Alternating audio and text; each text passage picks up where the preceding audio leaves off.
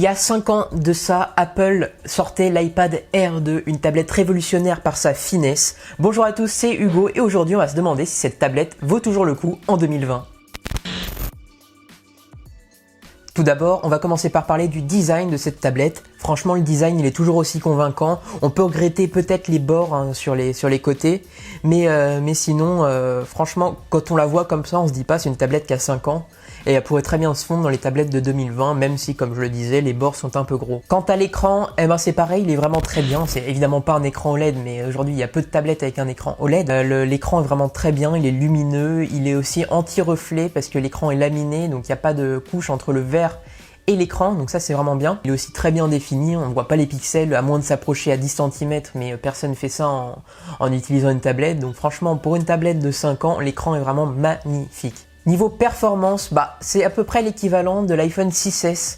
Donc vous pourrez faire tourner pas mal de derniers jeux, pas forcément, il y aura quelques lags peut-être par-ci par-là, mais franchement les derniers jeux et même la plupart des jeux sur l'App Store pourront être utilisés sans problème. Mais cette tablette là, faut la privilégier si vous la trouvez donc soit neuve, soit d'occasion, mais je vous reparlerai un peu de l'occasion après. Faut la privilégier vraiment pour de la bureautique, donc pour utiliser avec un clavier sur Word, pour regarder des vidéos tranquillement dans votre lit ou faire des recherches sur internet. Ce sera pas vraiment une grosse tablette pour jouer ou pour faire du montage photo ou vidéo. J'en ai pas parlé concernant le design, mais elle dispose aussi d'un capteur d'empreinte digitale. C'est pas celui qu'on a sur les derniers capteurs qu'on a sur les nouveaux téléphones, il est un peu plus lent, mais pour une tablette qui a 5 ans et qui coûte aux alentours des 200 € maintenant, vous pourrez la déverrouiller sans grand problème. Côté appareil photo, on a à l'arrière un capteur de 8 mégapixels, à l'avant un capteur de 1,2 mégapixels. C'est pas fou, mais ça fait le travail.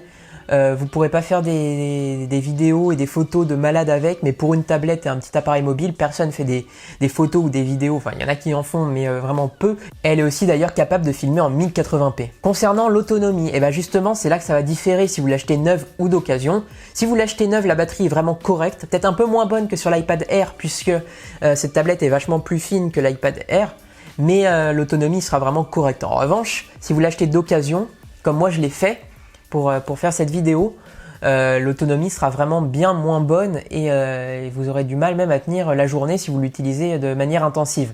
Donc faites bien attention si vous achetez une tablette d'occasion ou un iPad d'occasion.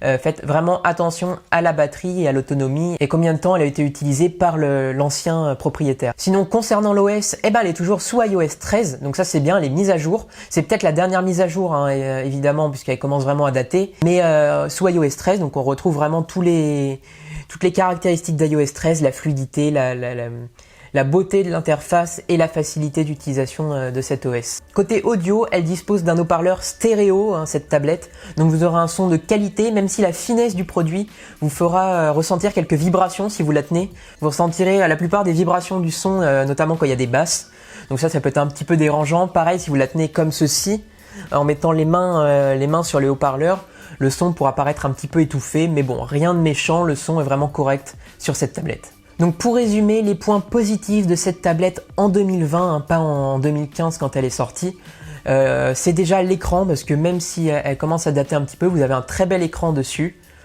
Aussi la puissance, puisqu'elle sera, je trouve, beaucoup plus puissante que certaines tablettes entrée, voire milieu de gamme. Et enfin, la simplicité d'utilisation d'iOS, l'OS d'Apple. Pour les points négatifs, je dirais si vous l'achetez d'occasion, ça serait la batterie, l'appareil photo qui ne filme pas en 4K comme c'est d'usage maintenant, et aussi, on va dire, le capteur d'empreinte qui est un peu lent. Cette tablette tactile, je vous la conseille si vous n'avez pas le budget d'acheter un iPad plus récent. Si vous avez entre 180 et 200 € de budget, je vous la conseille parce que c'est un bon moyen d'entrer sur iOS. Pareil pour vos enfants, si vous avez des enfants qui veulent absolument une tablette Apple ou que toute la famille est chez Apple et vous voulez rester dans l'écosystème, cette tablette est vraiment une très bonne porte d'entrée dans l'écosystème Apple. Voilà, merci à tous d'avoir suivi cette vidéo. N'hésitez pas à liker, à vous abonner à ma chaîne, à dire ce que vous pensez de cette tablette dans les commentaires. Et moi, je vous dis à très vite pour une prochaine vidéo.